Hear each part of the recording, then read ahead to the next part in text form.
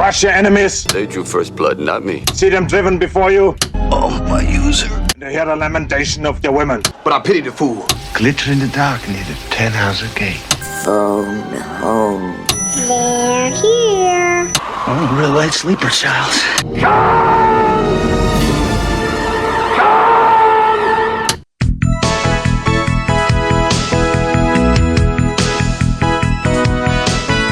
Welcome to Vintage Video, where we're rewatching the 80s so you don't have to. We'll be reviewing every major film release of the 1980s in chronological order, overanalyzing what you've seen and spoiling what you haven't. I'm Patrick O'Reilly. I'm Jesse Bayless. And I'm Richard Wells. And today we're discussing The Comeback Trail, released March 1st, 1982. It was written by Harry Hurwitz, based on an idea by Ron Frumkes and Robert J. Winston, with story consultation from Martin Smith and additional comedy dialogue from actors Chuck McCann, Irwin Corey, Robert Staats, and Henny Youngman, directed by Hurwitz and released by Dynamite Entertainment. Shot in 1974. Whoa! And unreleased for 8 years. Well, that accounts for a lot. In seeking distribution, the film likely suffered from comparisons to Mel Brooks's The Producers, which it is a blatant ripoff of.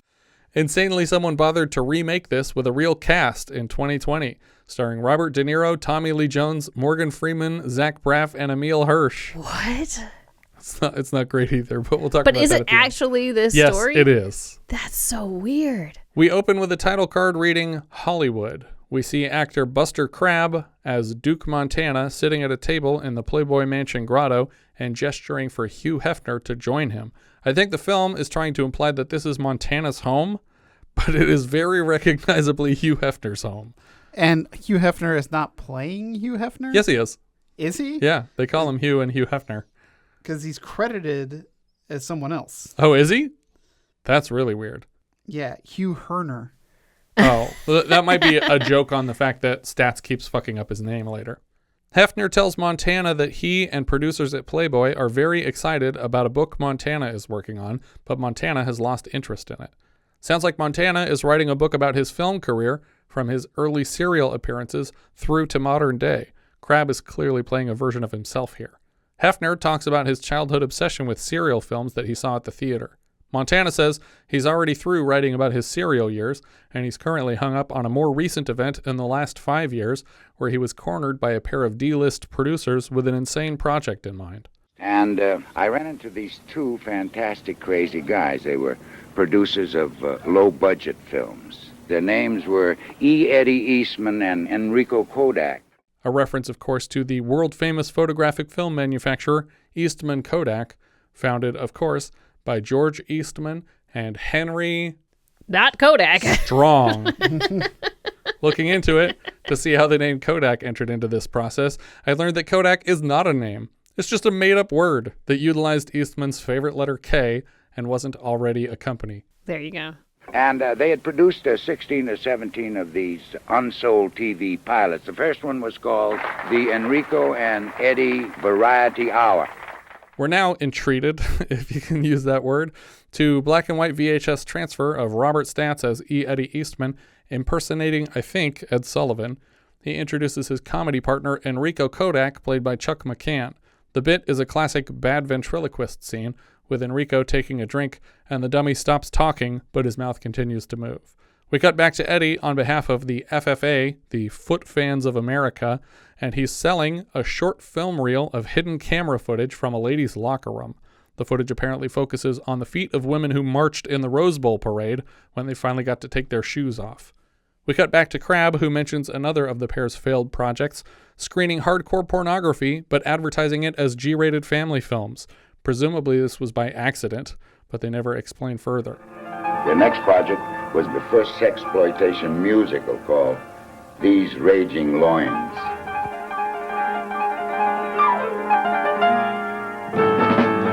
These raging loins, these burning groins are pounding in my brain.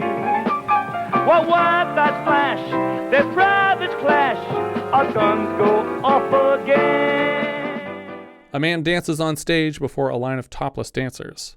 Next, we see an old black and white bar fight being edited back and forth with Dumpo Frumkes, played by Henny Youngman, though credited as himself, in a cowboy costume as though he's doing a set in the same bar. So this is where the additional comedy dialogue... Because he's clearly writing his own jokes here. Yeah, he's just doing bits. Occasionally, the bartender throws a bottle past camera and we see it explode against the wall beside Dumpo. He shares a few groaners and then wanders out of frame, annoyed by his inattentive audience. I do like when one of the bottle hits, he goes, well, I thought that one was good. We cut to another installment of the same franchise, Dumpo at Sea, which takes footage from some kind of Titanic-esque sinking cruise ship film and inserts more bad jokes from Youngman as Dumpo. The only laugh of the film comes here when Youngman breaks the fourth wall by forgetting his own joke mid-take and starting over, and the filmmakers probably had to admit in post that this was much funnier than anything Youngman had to say in the film. Did you hear this one? There's two guys meet one said, you look very bad. He said, what's the matter with you? He said, I lost 3 wives in the last 3 months. What happened? My first wife died from eating poison mushroom. What happened to your second wife? She died from eating poison mushroom. I forgot the joke. I'll do it again. Two guys meet. We cut to a third Dumpo title. Youngman climbs a tree to escape a pair of angry lions. He swings on a vine over a river of hungry alligators and delivers a version of his famous catchphrase. Take my alligator, please. Very clever. Now we cut to a Frankenstein laboratory for another failure of a film called The Revenge of the Chicken Man. I'm already annoyed at how long the notes will be for this 75-minute movie because so much is happening so fast, but really nothing is happening because it's just a montage of bad ideas, which is convenient for the platoon of screenwriters who can turn in lots of pages, and if anybody points out that none of it's funny, they can just say, that's the joke. Now it's a mad scientist's turn to tell bad stand-up jokes. Which came first, the chicken or the egg? Fool! Who ever heard of an egg coming? You know what the fuck I'm talking about? We get a reverse angle in color of Eastman and Kodac watching the movie alone in an empty theater for the premiere. On screen, the doctor's patient starts making chicken sounds and motions and rises from the slab to start balking Hava Nagila with the scientist. We cut back to Eddie and Enrico walking out of the empty screening because apparently they never watched any of the movie while they were editing it and somehow had no idea what they'd shot. We cut to Eddie and Enrico's production offices, and their secretary Julie is doing coverage on a pile of scripts. The camera backs out to reveal Julie's desk is actually in a fake room on a soundstage, and the window frame behind her is a facade. Well, it wasn't exactly an office. It was an office set left over from their last production, Pussy Patrol. The two men argue over which of them is more responsible for their failures, and the already painfully unfunny film grinds to a halt. They spend the next 10 minutes with a bit about... They're just improvising his stuff. Mother, Kodak's mother being dead or alive. Enrico says his mother warned him against working with Eddie with her dying words. How is your mother anyway? She's dead. She died from me, going into business with you. That's what killed her. On her dying deathbed, she looked up at me, those little shriveling lips, saying, don't go into business with him. The same joke plays out over and over for a few minutes. Enrico sees the obituary of an actor and laments that they hadn't cast him in something recently so they could at least cash in an insurance policy when he died. Then they have a crazy idea, an idea Mel Brooks had 15 years earlier. But if this is shot in 1974, then I guess it was just 7 years earlier. What if we insure a production and then commit insurance fraud by guaranteeing its failure? Which is obviously the exact plot of 1967's The Producers. Enrico suggests hiring an old man and working him to death to cash in on an insurance policy. Then they pay. They have a name for that you pay. The premium. $2 million they'd have to pay off. 15 minutes in, we start our opening credits. My best guess is that the first draft of the film actually started here, and the previous montage was just padding to reach a theatrical runtime. That makes a lot of sense. They flip through a book of old-timer celebrities and land on the page for Duke, Montana. After a quick wrong number, which they try to convert into an aluminum siding sale, they call Montana to pitch him on a new Western film. Enrico expects Montana to be ready to shoot first thing in the morning, but he asks for a month to straighten his affairs. Montana shaves his mustache, jogs, and works out with the extra time, and comes back to Enrico and Eddie in peak physical condition. Enrico is shocked at the man's transformation. Gentlemen, I'm ready. Oh my God. What are we gonna do? Look at him. What do you think, King Kong pills? That's good. You drink out of the fountain of youth. Next, they need a director, and they audition exactly one. What is your name? Senor Heinrich Gonzalez. Mr. Gonzalez is, by coincidence, a dead ringer for Hitler and claims to hail from Argentina with a thick German accent. The joke being that this is Hitler himself having hidden in Argentina and now applying to be their director, which, again, is way too close, calling back to Mel Brooks' film, that it's like, why would you do that? Why would you introduce Hitler to this story also? For some reason, Eddie asks Mr. Gonzalez about the beautiful women of Argentina, and Enrico lectures him for getting off topic. So Eddie whips out his dick and just starts masturbating in the middle of this job interview. After a moment, Enrico notices and shouts at him until he puts it away. Was there a joke here that I missed, or did that just happen and that was supposed to be funny on its own? Yeah. Don't ask us to explain this. Heinrich Gonzalez's interview becomes a lot of goose-stepping and German shouting. Enrico and Eddie suppose he's crazy and hire him immediately, but who cares? We cut now to a painfully improvised scene in Central Park. Even though he's not the director, Enrico orders Duke Montana back and forth from the foreground to the top of a hill in the background, hoping to trigger a heart attack. A plane flies overhead while they're filming. Yeah. And I'm pretty sure it just happens. Yeah. And they just try to make it into... The joke is like they're just mad about the plane ruining their film. And then one of them says, "What are we doing here? This is asinine." And I was like, yes, it is. Yeah. What are you guys doing here? Back at their production office set that evening, Montana explains to the producers why they can't shoot a Western in Central Park and offers a big chunk of his own money to lend the film production value. They agree to the deal, and we cut to an interview with Joe Franklin. This scene is very uncomfortable and not funny. Most of them are, but this one hurts the most. Buster Crabbe and Joe Franklin are old school talents, but McCann and Staats, playing Enrico and Eddie, are just riffing off the top of their heads and saying a lot of horrendous shit about existing celebrities who Crabbe and Franklin have undoubtedly worked with, including an abundance of F-slurs. Memory lane. How about Johnny Weissmuller? Johnny Weiss. Bad. Big fag. We had him in the picture. We wanted to get... Stone gay, Joe Franklin. He went skipping down memory lane. He didn't walk down memory lane. Stone gay, Joe Franklin. I'll tell you that.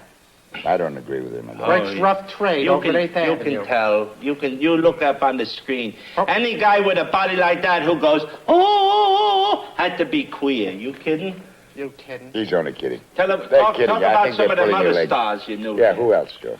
Is that your entire comment now on Johnny Weissmuller? Oh, no, I don't agree with him We at work all. with the great... Crabbe, in character, is trying to apologize on behalf of his crass producer friends, but it feels very genuine, like he's actively embarrassed to be in this movie and is apologizing to another celebrity that they've roped into a cameo. The scene goes on interminably, and it's clear that even Joe Franklin was not given any kind of script, just a vague outline of what would happen in the scene. He scrambles to introduce a montage of old Buster Crabbe films being presented as clips from Duke Montana's filmography. Montana tries to call around to get former stars to appear in the film, but a lot of them have been dead for a while.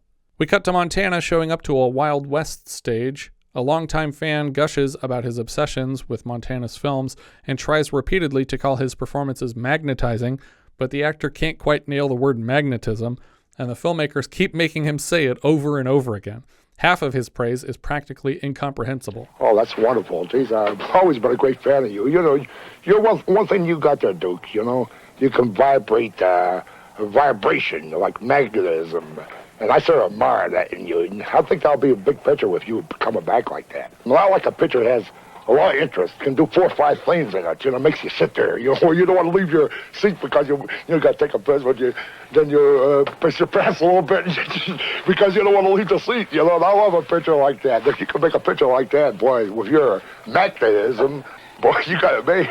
Later, walking behind the Wild West facades, Enrico encourages Montana to consider foregoing the cost of stunt doubles to lend the film an air of authenticity. Montana doesn't put up much of a fight. In fact, we cut right to Montana doing all the stunt coordination and capably throwing a handful of other cowboy actors into the dirt. We cut quickly to a worthless bit about Enrico and Eddie not knowing how to ride horses. Then we cut to the producers having a private meeting to discuss an upcoming plan. Enrico bought some rat poison, and he tries to arrange a plan whereby Eddie will approach Enrico and Montana and offer them drinks, and he will poison Montana's drink. To safeguard against poisoning the wrong drink, Enrico stresses the importance of them getting 2 different drinks. I don't know why he bothers to explain this part to Eddie, since Enrico would have to make his drink order anyway. If he has a Coke, I'm going to have a root beer. If he has a root beer, I'm going to have a Coke. I'll have a Pepsi. You're not going to have nothing. You're not drinking with us. We don't want 3 to confuse the issue. If he has a Coke, I'll have a root beer. If he has a root beer, then I'll have a Coke. If he orders an orange drink, then I'll have a Coke or a root beer. Don't order the orange drink. Why not? It isn't good. I had some yesterday. I don't care how good it is. The joke here, over and over, is that Eddie can't wrap his head around accepting 2 drink orders and poisoning Montana's. At one point, Enrico mentions an orange drink option, which would actually be much smarter, but would ruin the scene as it plays out, because for some reason, Enrico is insistent on ordering 2 identical beverages, which actually doesn't protect him at all, because he won't know for sure which one he's sipping until it's already in his mouth. And actually, later we'll see that not only do Coke and root beer look the same, but Enrico can't taste the difference either. Right. This whole bit has none of the charm of Danny Kaye's The Pellet with the Poison. Right. The poison. I can't even say it myself. The pellet with the poisons and the vessel with the pestle. Yeah. Like, that bit's hilarious. It's like the poison in the Coke, not in the root beer, over and over and over again. Yeah. When they try to pull off the scheme, Montana doesn't have a drink preference and eventually agrees to whatever Enrico is ordering, but finally orders a Coke. An easy fix here would be for Enrico to say, "Cool, go get the Coke, I'm actually fine," so that Eddie can't possibly poison him by mistake. The next best option would be to say, "I'll have the orange juice," so that when the drinks arrive, he doesn't accidentally drink the poisoned soda because orange juice looks nothing like soda. Instead, he orders root beer, and amazingly, Eddie poisons the correct drink, but when he returns to the table, he mixes them up. Enrico is already 3 sips into the poisoned Coke before Montana points out that he's accidentally been given the root beer. So I don't know why they had to be different drinks at all, since they apparently look and taste the same to Enrico. Mm-hmm. But also, he doesn't like root beer. Right. But he said he didn't have a preference. Right. But he does have a preference. Have a preference. You should say anything but root beer. Enrico drinks the poison, but the movie is a live-action cartoon, so he only dies for 1 shot, and then he's right back to work on set in the next scene. We don't bother to explain this at all. He's never recovering from it. He's literally dead, and then he's alive. The next scam is to replace the blank bullets on set with real bullets, Rust style. Oh. Very uncomfortable. Ugh. Are these real bullets, Enrico? You betcha. Boy, somebody could get hurt.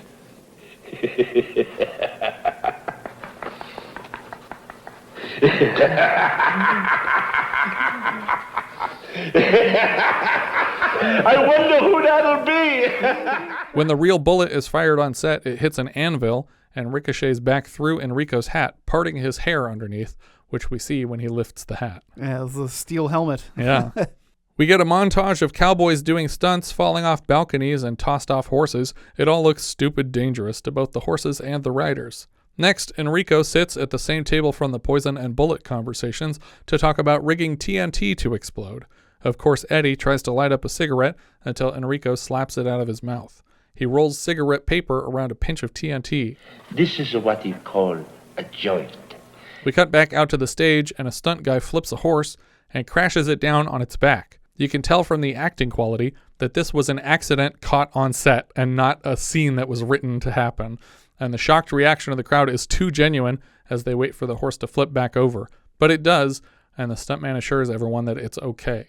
To calm his nerves, Enrico lights the cigarette with TNT in it and blows himself up Daffy Duck style.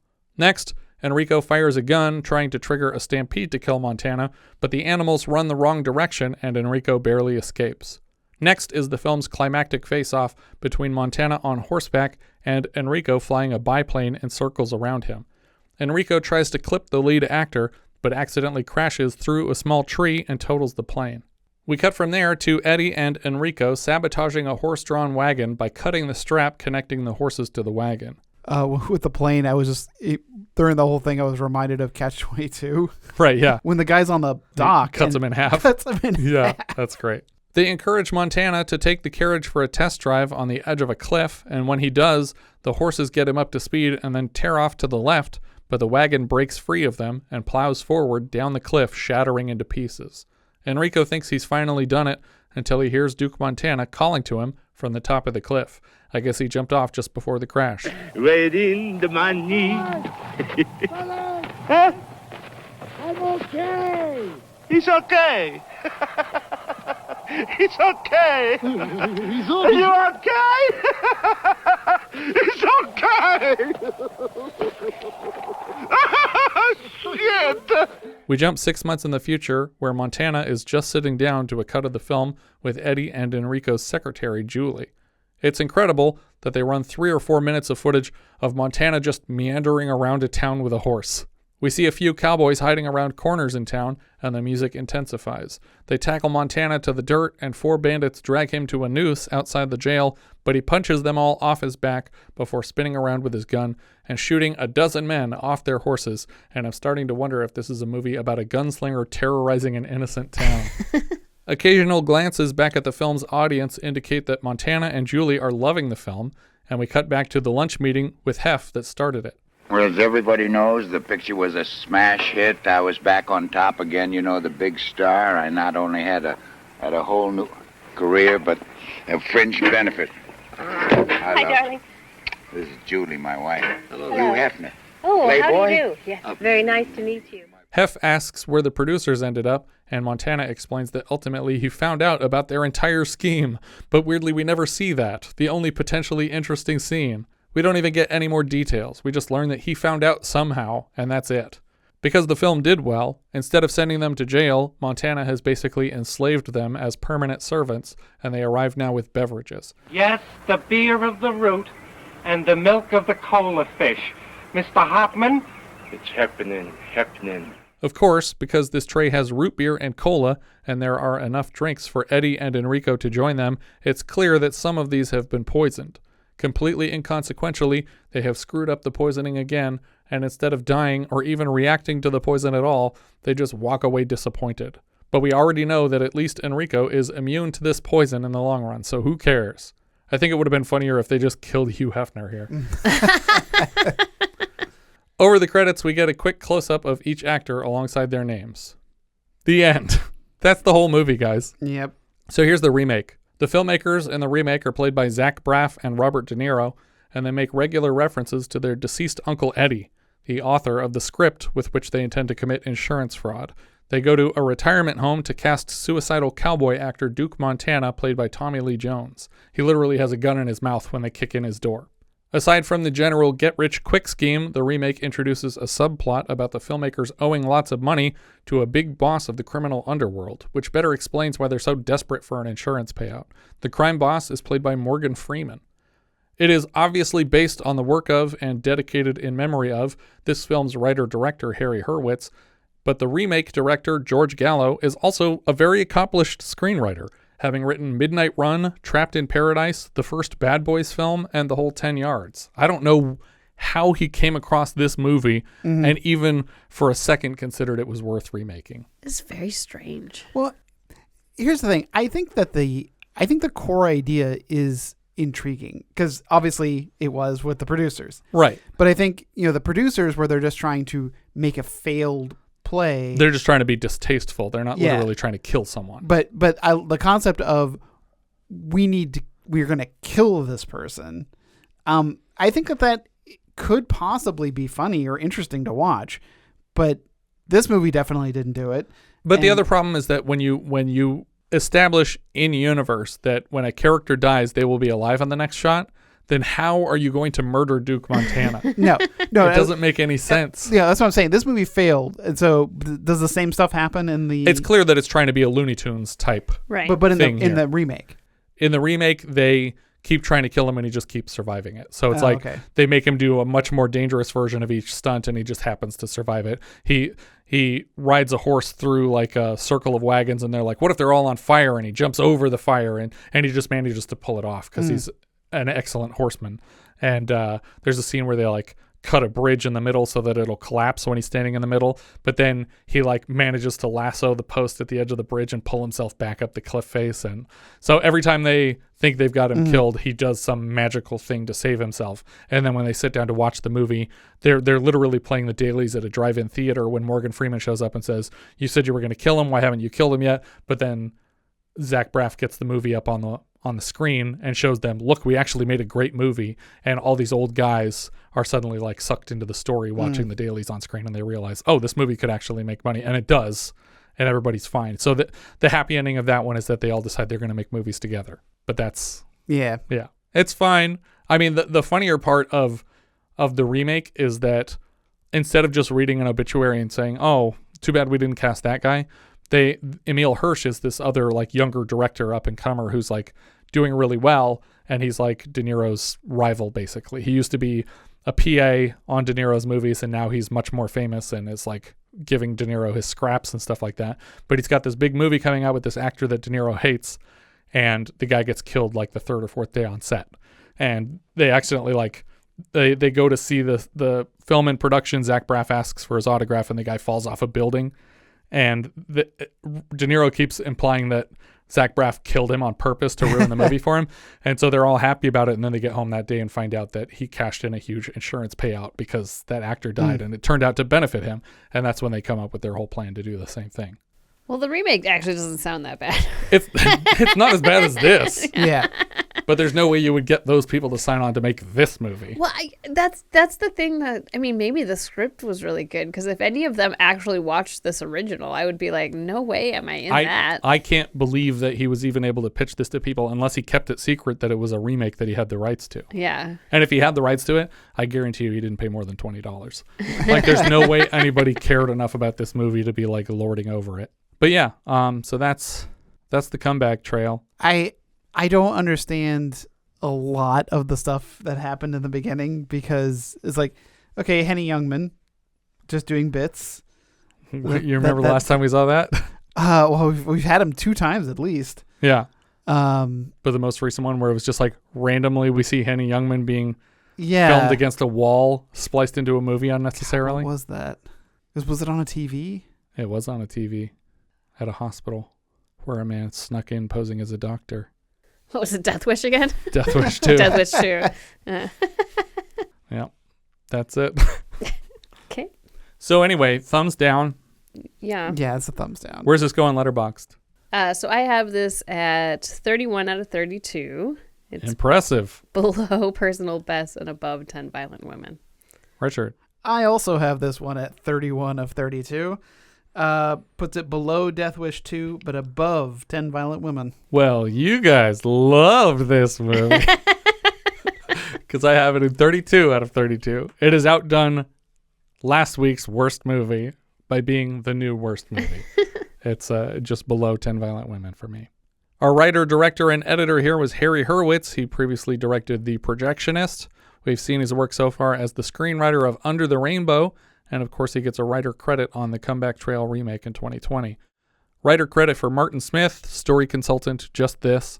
A writer credit for Roy Frumkes, based on an idea by. After this, he writes Street Trash, and then the first film of the Substitute franchise. He obviously has character credits in the next 3 Substitute films. Another writer credit for Robert J. Winston, based on an idea by Just This. Writing credit for Chuck McCann, additional comedy and dialogue. He obviously plays Enrico in the film. He has writing credits on the TV series Sigmund and the Sea Monsters and Monster Squad. The series Monster Squad, not the film. He also shows up in Hurwitz, The Projectionist, as the titular projectionist. He's a theater manager in Foul Play. He does voices in Plastic Man, Thundar the Barbarian, the early 80s Pac-Man series, Snorks. He's Leatherneck in G.I. Joe. He's in Smurfs, Rescue Rangers. He's Duckworth in the DuckTales movie. He's in Tailspin, Darkwing Duck, Bonkers, Animaniacs. He's Mo on Adventure Time, and the Amoeba Boys on the Powerpuff Girls. He also shows up in Robin Hood Men in Tights and Dracula Dead and Loving It, so I guess he was even friends with Mel Brooks. And he starred on his own Chuck McCann show and Saturday morning sitcom Far Out Space Nuts. The other writing credit for Irwin Corey, For additional comedy dialogue, he was Poppy in Francis Ford Coppola's Jack, and Charlie in The Curse of the Jade Scorpion. He plays himself in this. Another writing credit for Robert Staats, who played the Pitchman in The Projectionist, and E. Eddie Eastman here. That's about it. The writing credit for Henny Youngman. We just saw him a couple weeks back doing stand-up on a TV at a mental hospital in Death Wish 2. He's the beloved Catskills comic, king of the one-liners, and the creator of maybe the most quoted stand-up joke of all time, which he actually tells on stage at the Copacabana and Scorsese's Goodfellas. Take my wife, please.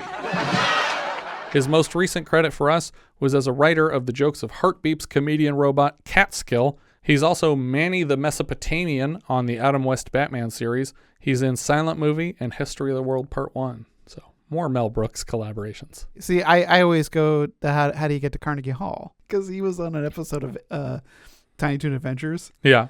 Where he's like, it's like supposed to be teaching jokes, and every time he tries to ask a question to the class, Hampton would always say, practice! No matter what he asks. That's good. The music here was from Ego Cantor. He also composed The Projectionist, but he has a lot of music department credits on titles like Bye Bye Birdie, Faster Pussycat Kill Kill, Cyborg 2087, Head, Kentucky Fried Movie, and Kingdom of the Spiders. So far on the show, his work was featured in Kill and Kill Again. The cinematographer here was Viktor Petrashevich. He previously lit The Projectionist and later Massage Parlor Murders on the way to this, which I think also starred Vicky from last week's film. Buster Crabbe played Duke Montana. This was his final role by release date, but we've seen him 6 years older in our minisode review of The Alien Dead. He was an Olympic gold medalist swimmer, famous for his portrayals of Tarzan, Flash Gordon, and Buck Rogers. We mentioned in our Flash Gordon review that he was nearly invited to cameo in that, but replaced at the last second by Robbie Coltrane. This was Crabbe's second to last film, since he shot it before his scenes in Swim Team 1979. He has claimed publicly that this film would have found a traditional distributor if they'd taken out all the pornographic material, but I don't think there's a huge market for feature films shorter than an hour. Ina Balin played Julie Thomas. She has bigger roles in the 60s in films like From the Terrace, The Young Doctors, The Comancheros, and The Greatest Story Ever Told. Jára Kohout played Heinrich Gonzalez. Didn't recognize his credits, mostly Czech titles. Hugh Hefner played Hugh Herner, according to the credits. He is the founder of Playboy. He worked previously for Mel Brooks for a guest spot on Get Smart. He makes regular appearances as fictionalized versions of himself on shows like The Odd Couple, Laverne and Shirley, The Simpsons, Larry Sanders Show, Blossom, Roseanne, Sex and the City, Just Shoot Me, Entourage, and Curb Your Enthusiasm. He does not appear in Iron Man, but as Tony Stark enters the Walt Disney Concert Hall, he spots someone from the back and says, "Look great, Hef." But when he taps the guy on the shoulder, he spins around, and it's Stan Lee in a smoking jacket with a pipe talking to two ladies. But obviously he was also in Mel Brooks' History of the World Part 1, as were many Playboy models. Monty Rock III played Monty Rock. I don't remember anyone being called Monty Rock in this. Monty Rock is an American musician who went by the Very Reverend Sir Monty Rock III. He was a popular late-night talk show guest for Merv Griffin and later Johnny Carson. We saw him last playing a DJ in 2001 Odyssey Disco, the club from Saturday Night Fever. Lenny Schultz played Lenny Schultz. He was in 6 episodes of Laugh-In, but the only other credit I recognized was a single episode of Blanksy's Beauties, which was a short-lived Happy Days spinoff. Joe Franklin played Joe Franklin. He's a late-night talk show host who appears occasionally as himself on film, most famously in Ghostbusters. How is Elvis, and have you seen him lately? Mike Gentry played an usher in The Projectionist. Lucky Cargo also played an usher in The Projectionist. Sam Stewart was an usher in The Projectionist with mostly softcore credits outside those two. Ted White did primarily stunt work, but as his IMDb profile photo would suggest, his highest profile role was as Jason Voorhees in Friday the 13th, The Final Chapter. We've seen him so far in Sands of Iwo Jima, They Call Me Mr. Tibbs, Oh God Book 2, Demonoid, Cutter's Way, Going Ape, The Legend of the Lone Ranger, and History of the World Part 1. He's back this season for Tron, but he's also in Rio Bravo, Dirty Mary Crazy Larry, Against All Odds, Romancing the Stone, Starman, Silverado, Deadly Stranger, and Major League, among many others. George Fisher was another big stunt guy we've seen in Baltimore Bullet and Any Which Way You Can. He's back later this season for The Sword and the Sorcerer, White Dog, Endangered Species, and My Favorite Year. And later, The Man with Two Brains, Red Dawn, Fletch, Commando, UHF, Die Hard 2, and the recent-ish Green Hornet film. Cy Richardson played Petey's father in Rudy Ray Moore vehicle Petey Wheatstraw, The Devil's Son-in-Law. Later, he's in Repo Man and Sid and Nancy for director Alex Cox, and later Tapeheads, They Live, The Grifters. He was a doctor on the pilot of Heat Vision and Jack. He was a detective in the understandably forgotten Gondry Kaufman film Human Nature, but he might actually be best known for his 12-episode run as a coroner on Pushing Daisies. I think that's everything for the comeback trail. If you have any thoughts you'd like to share, you can find all our socials at linktree/vintagevideopod. If you enjoy what we're doing, consider giving us a review on iTunes. I don't believe it helps our visibility, but it's good for morale. And if you really like the show, maybe you should join our Patreon campaign at patreon.com/vintagevideopodcast for access to all our monthly 70s reviews and a hand in choosing next month's film. Patrons are currently choosing between 11 Harrow House, Big Bad Mama, Blood Spattered Bride, Coonskin, Homebodies, Juggernaut, Julia, Lady Snowblood 2, Phase 4, Scenes from a Marriage, The Swinging Cheerleaders, and The Thirsty Dead for a 50th anniversary review next month. Thank you so much for listening, and I hope you'll join us next time when we'll be discussing Final Assignment, which IMDb describes like so. Nicole is a broadcast journalist in Canada who's working on assignment in the USSR. She is to oversee a visit by the Prime Minister, but she finds an unethical experiment on children using the use of steroids. That's what it says, using the use of steroids. We leave you now with the trailer for Final Assignment. Okay, got you. Okay, well, let's go quick because we don't have much time. Okay. Red Square, at the very heart of Moscow, an open-air arena for centuries of dramatic history. People come from all over the Soviet Union to admire the square and visit the tomb of Lenin, the father of communist Russia. This line began forming at dawn, and by midday, it is well over a mile long. Where are you from? In old Russia. Where are you from? Canada. Friend, Avram Jára. Beautiful as well Richard, there's a guy who says his friend is Zharov. Who is he? This guy says he knows Zharov. What's your name? We are refuseniks. Some of us are Jews who want to practice our religion in Israel, but they won't let us leave. Please, you must publish the name of the dissident. What does he say? He says you cannot permit to speak with me. Why? Can we two meet later? And I would like... We got trouble. What? What is he saying? We need your advice. Well, that's all right. That man didn't do anything. Do you understand what I'm saying? But he didn't do anything. You want him on television? I can't believe this. I have a permit to film here. You realize that? A permit to film here. Richard, keep shooting. Keep talking, Mickey. Well, keep talking. I mean, I don't want to be taken there. I do have a permit. В 6. Да, я думаю, это будет хорошо. 5:30? Нет, давайте лучше в 6. Да. Welcome to our Moscow jail, Mr. Да, хорошо. Понятно. Hello. What kind of country is this anyway? Can't even speak to someone on the street without getting arrested.